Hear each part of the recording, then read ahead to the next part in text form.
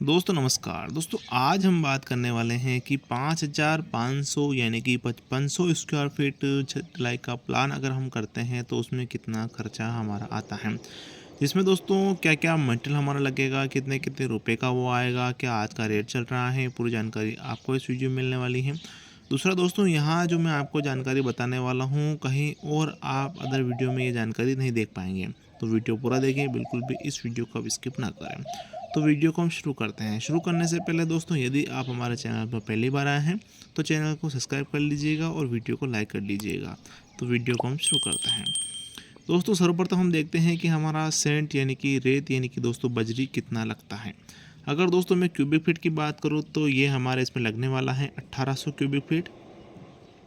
और अगर ट्रॉली की बात करें दोस्तों तो एक ट्रॉली में जो मटेरियल आता है वो आता है 75 से 80 क्यूबिक फीट। आप कैलकुलेशन कर लीजिएगा और देख लीजिएगा कि कितने ट्रॉली आपकी लगेगा। भाव की अगर बात करें दोस्तों तो ये मिलेगा आपको 60 रुपये पर क्यूबिक फीट के हिसाब से, जो कि आज का अभी रेट चल रहा है दोस्तों। गुणा अगर हम करते हैं दोस्तों तो ये बनता है हमारे इसमें 1,08,000 रुपये का सेंट यानी कि बाल रत्न। उसके बाद दोस्तों हम बात करते हैं एग्रीगेट यानी गिट्टी के विषय में यानी कि रोड़ी के विषय में। दोस्तों ये भी हमारा सेम क्वांटिटी रहने वाला है यानी कि 1800 क्यूबिक फीट ही। ट्रॉली भी दोस्तों सेम हमारा, ठीक है, जो कि मैंने आपको बता दिए हैं। भाव की अगर बात करें तो ये मिलेगा आपको 50 रुपये पर क्यूबिक फीट के हिसाब से। गुणा अगर हम करते हैं दोस्तों तो 90,000 रुपये का हमारे एग्रीगेट यानी गिट्टी बनता है। दोस्तों आगे बात करते हैं सीमेंट के विषय में। तो सीमेंट हमारा इसमें लगने वाला है दोस्तों 440 बैग सीमेंट दोस्तों आपके इसमें लग जाएगा, जो कि 50 किलो का एक बैग आता है।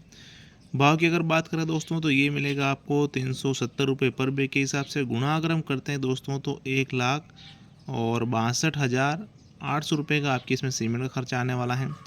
दोस्तों यहाँ जो मैं आपको सेंट यानी रेत गिट्टी यानी सीमेंट का जो क्वांटिटी है, जो मात्रा मैं आपको बता रहा हूँ, छत का थिकनेस यानी जो छत की मोटाई हम रखते हैं, बड़ाई हम करते हैं 5 इंच के हिसाब से, पूरा मटेरियल का कैलकुलेशन यहाँ मैं आपके लिए कर रहा हूँ। दोस्तों आगे बात करते हैं स्टील यानी सरिये का। तो सरिया हमारा इसमें लगने वाला है दोस्तों 41 क्विंटल दोस्तों हमारा इसमें सरिया लग जाएगा।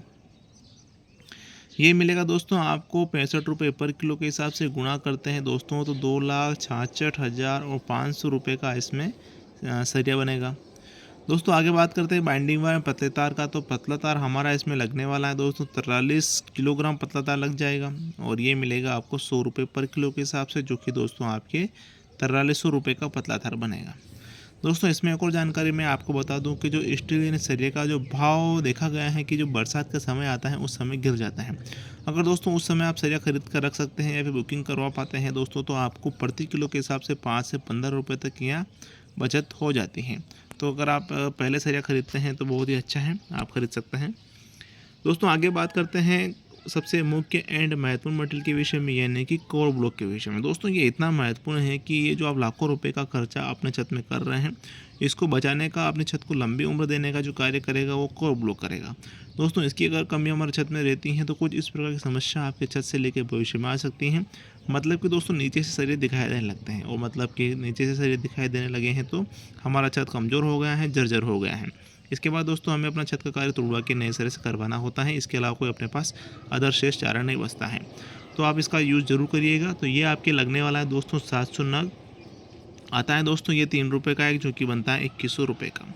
अब दोस्तों बात आती है कि इसको लगाते कैसे हैं, तो यहाँ एक वीडियो मेंशन कर देता हूँ, वहाँ से आप जानकर इसका यूज़ कर सकते हैं। और दोस्तों इसका यूज़ हम अपने शटरिंग और सरिये के बीच में करते हैं, जिससे कि दोस्तों हमारा शटरिंग और सरिये के नीचे प्रॉपर तरीके से कंक्रीट आ जाता है जिससे उसकी मजबूती बढ़ जाती है।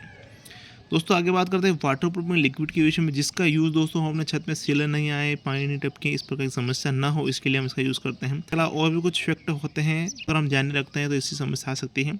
तो कुछ बातें दोस्तों मैं आपको यहाँ बता दूँ, इन बातों का ध्यान में रखकर अगर आप अपना छत का कार्य करवाते हैं तो कम से कम दोस्तों आपके छत में सीलन और पानी टपकने की समस्या नहीं होगी। दोस्तों ये जानकारी आप अपनों को भी शेयर करें, जिससे कि उनका जो है छत सालों साल चले, उनकी छत में किसी प्रकार कोई परेशानी ना हो।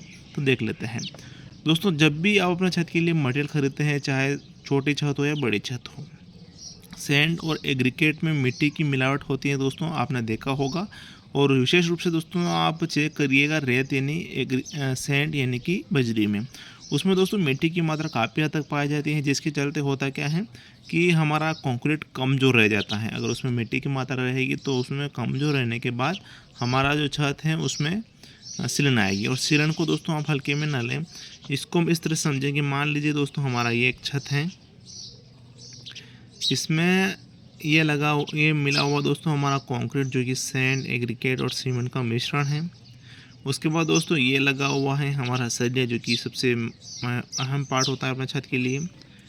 और यहाँ लगे हुए हैं दोस्तों हमारे कवर ब्लॉक, जिससे हमारा यहाँ पर भी कंक्रीट होता है। अगर कवर ब्लॉक नहीं रहेंगे दोस्तों तो ये सरिया हमारा यहाँ रहेगा, ठीक है। तो आप इस बात का विशेष ध्यान दीजिएगा।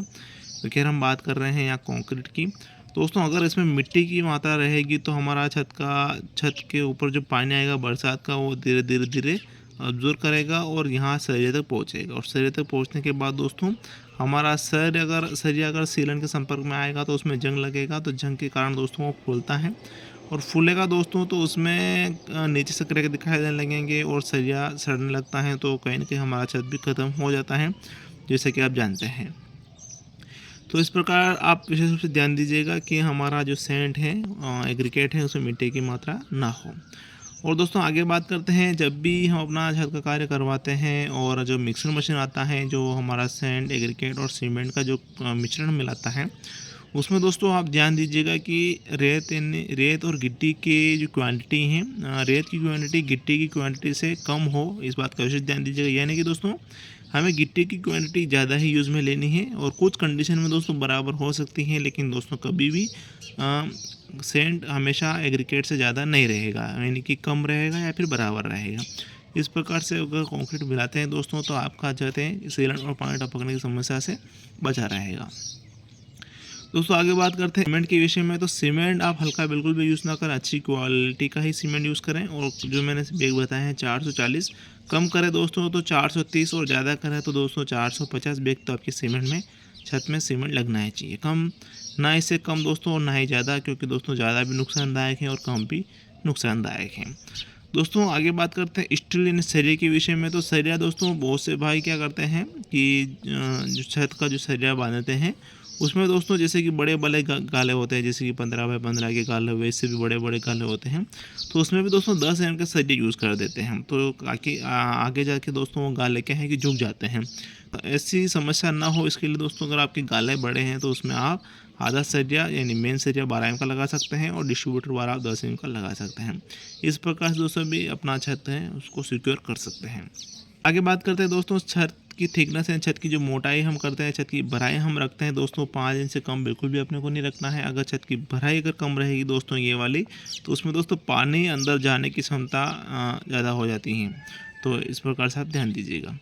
और दोस्तों आगे हम बात करते हैं कि छत के ऊपर जो हम छत का कार्य कराते हैं उसमें छत के ऊपर कहीं खड्डे ना हो, कहीं पानी जमा ना हो, इस बात का विशेष ध्यान दीजिएगा। अगर वहाँ पानी जमा हो रहा है, उस पर पानी भरा रह रहा है दोस्तों, तो भी आपका जो छत है वो जर्जर हो जाएगा उस समय के बाद। तो ऐसी समस्या आपके छत में ना हो, तो इस बात का विशेष ध्यान दीजिएगा। दोस्तों आगे बात करते हैं, जो दोस्तों देखा गया है कि बहुत सारे लोग इस बात का ध्यान नहीं दे पाते हैं और ऐसी गलती करते हैं। दोस्तों जैसा कि छत ढलाई के बाद जो हमें क्यूरिंग करनी पड़ती है, तराई करनी पड़ती है दोस्तों, जो कि 8 से 10 दिन तक हमें करनी पड़ती हैं। और तराई करने का जो सही तरीका है दोस्तों, चाहे तो आप टाट बिछा कर सकते हैं, या फिर आप ऊपर कुछ सीमेंट की क्यारियाँ बनाकर भी कर सकते हैं। दोस्तों देखा गया है कि जो तराई करते हैं दोस्तों, नली से पानी छिड़कते हैं, तो कहीं ना कहीं वो गलत होता है। अगर हमारा जो कंक्रीट है ये वाला, अगर उसमें तराई की कमी रहेगी, पानी की कमी रहेगी दोस्तों, तो ये कमज़ोर रह जाएगा। और कमज़ोर रह जाएगा दोस्तों तो इधर धीरे धीरे क्या है कि उधर पानी जमा होगा और हमारा सरिया तक पहुंचेगा, तो हमारा छत बेकार हो जाएगा। तो इस बात का विशेष ध्यान दीजिएगा कि आप अपने छत को अच्छी तरह से उसको मजबूत बनाएं, क्यूरिंग करके, तराई करके। दोस्तों ये कुछ फैक्ट है जैसे कि मैंने आपको बता दी हैं। इन बातों का अगर आप ध्यान में रखकर अपने छत का कार्य करवाते हैं दोस्तों, तो आपके छत में सीलन और पानी टपकने की समस्या कम से कम नहीं होगी। दोस्तों ये जानकारी आप अपनों को भी शेयर करें, जिससे कि उनका छत सालों साल चले, उनके छत में किसी प्रकार की कोई समस्या ना हो। और दोस्तों को वीडियो को अगर आपने लाइक नहीं किया है तो अभी आप लाइक कर लीजिएगा। आगे हम बात कर लेते हैं दोस्तों वाटर प्रूफिंग लिक्विड के विषय में। दोस्तों इसका यूज़ जैसे कि मैंने आपको बता दिया है, सीलन और पानी टपकने की समस्या ना हो इसके लिए हम इसका यूज़ करते हैं। और ये लगेगा हमारे इसमें 55 लीटर आता है, 150 रुपये पर लीटर के हिसाब से गुना करते हैं दोस्तों, तो 8,250 रुपये का बनता है। अब दोस्तों बात आती है कि मार्केट में तो अनेकों प्रकार के वाटर प्रूफिंग लिक्विड मिल जाते हैं, कौन सा बेस्ट रहेगा। दोस्तों ये वाला बेस्ट रहता है, जो बहुत ही अच्छा रहता है। अगर ये आपके मार्केट में नहीं मिल पा रहा है दोस्तों, तो इसका लिंक मैंने डिस्क्रिप्शन में दे रखा है, वहाँ से आप खरीद सकते हैं आसानी से दोस्तों, आपके घर वो पहुँच जाएगा।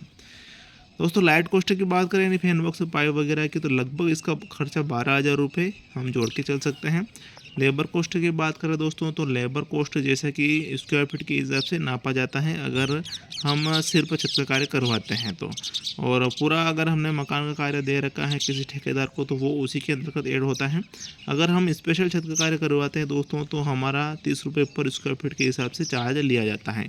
ये अलग अलग एरिया वाइज होता है, किसी एरिया में कम रहता है तो किसी एरिया में ज़्यादा रहता है। आपके एरिया में क्या चल रहा है दोस्तों, आप मुझे कमेंट सेक्शन में ज़रूर बताइएगा। तो दोस्तों जो भी हमारा छत बन रहा हो, जैसे कि 5,500, तो इसमें इसका मल्टीप्लाई कर देते हैं, जो कि हमारा 1,65,000 रुपये का छत ढलाई का लेबर मिस्त्री का खर्चा यहाँ आ जाता है। दोस्तों सभी अगर हम खर्चा जोड़ते हैं हमारे 5,500 स्क्वायर फीट में लगने वाला मटेरियल और आज के रेट के हिसाब से, तो टोटल खर्चा हमारा इसमें लगने वाला है दोस्तों 8,18,950 रुपये का। दोस्तों ये जो मैंने खर्चा बताया है, कम या फिर ज़्यादा हो सकता है, वो वेरी करता है कि आपके एरिया में जो मैंने पर मटेरियल का रेट बताया है वो क्या चल रहा है। जैसे एग्जांपल के लिए इसको हम समझें, तो जैसे कि सीमेंट का रेट चल रहा है दोस्तों 370 रुपये पर बैग के हिसाब से, यदि आपके यहाँ ज़्यादा है तो ज़्यादा खर्चा आएगा, कम है तो कम खर्च आएगा। इसी प्रकार से आप दोस्तों ये मटेरियल का जो मैंने रेट बताया है आप कंपेयर कर सकते हैं। दोस्तों आपको वीडियो में जानकारी अगर अच्छी लगी हो तो वीडियो को एक लाइक ज़रूर करें, वीडियो अपनों को भी शेयर करें। वीडियो को देखने के लिए आपका बहुत बहुत धन्यवाद। जय हिंद दोस्तों।